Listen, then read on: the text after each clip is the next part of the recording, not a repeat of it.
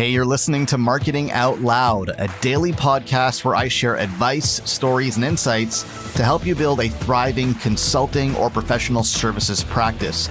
To subscribe to the show, head over to marketingoutloud.fm. I don't remember who said it. I want to say it was Jay Abraham. Not 100% sure, so don't quote me on that. But somebody smart, possibly Jay Abraham, said something in an interview that I heard recently that I thought was brilliant. He said, thought leaders tend to be prolific. Thought leaders tend to be prolific.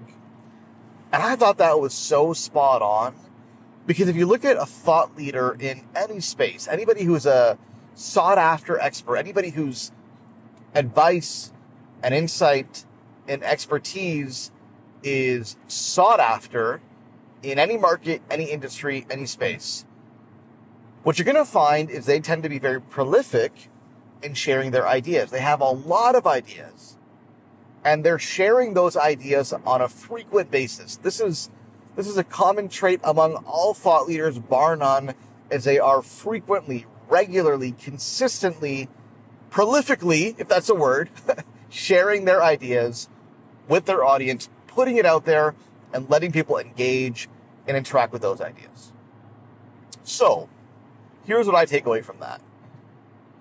If you want to be a thought leader, well, first of all, why would you want to be a thought leader? Let's just state the obvious. Thought leaders are who clients want to hire. Thought leaders are who the better clients, the best clients want to hire, because good clients want to work with the very best. They want to work with the most sought after experts in their field, and they want to pay them top dollar. Because you don't pay a thought leader the same rate that you would pay somebody who's just a no-name, unknown entity. That's why you want to be a thought leader. But the reason why you're not a thought leader yet, if you're not, is probably twofold. One is your ideas might not be unique enough. Your ideas might not be distinct enough, so you're not sharing anything that's new or interesting, or you're not sharing a perspective or a different way of looking at things, and your ideas kind of sound like everybody else's, so you're not really leading in that respect, right? You're just sharing, but it's, everyone else is saying the same thing, so you don't really stand out from the pack in that regard. The second possibility, or the second part of the problem, is maybe you're not sharing enough. Maybe you do have unique ideas, and maybe you do have a different perspective on things that's valuable, that could give you that thought leadership status, but you're not prolific enough in sharing those ideas, putting them out into the marketplace, and letting people engage and interact with them. Now, I believe that the solution to both problems is simply to be more prolific.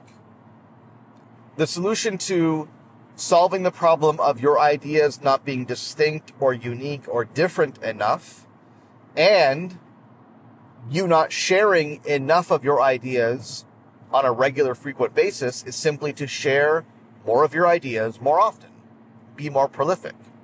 Obviously, that solves one side of the problem, and that if you're more prolific in sharing your ideas, you're going to give more people an opportunity to engage and interact with those ideas and follow you. But also, I think your ideas get better. Your ideas get better the more that you share them. You're not a thought leader unless you publish. And I'm using publish in the broader sense of the word, whether that's writing, whether that's presentations, whether that's speaking, podcasting, video. You're not a thought leader unless you publish. And if you ask anybody who publishes on a regular basis, including yours truly, they will tell you one of the most significant benefits of being prolific is that your ideas get sharper. Your ideas get better.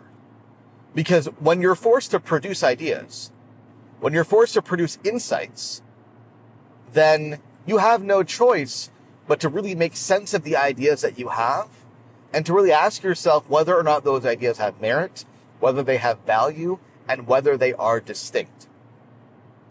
And it's easy to ignore that question if you're not sharing those ideas. It's easy to ignore whether or not your ideas are valuable when you're not sharing those ideas on a regular basis. Because the truth is, your ideas are probably good enough for your clients.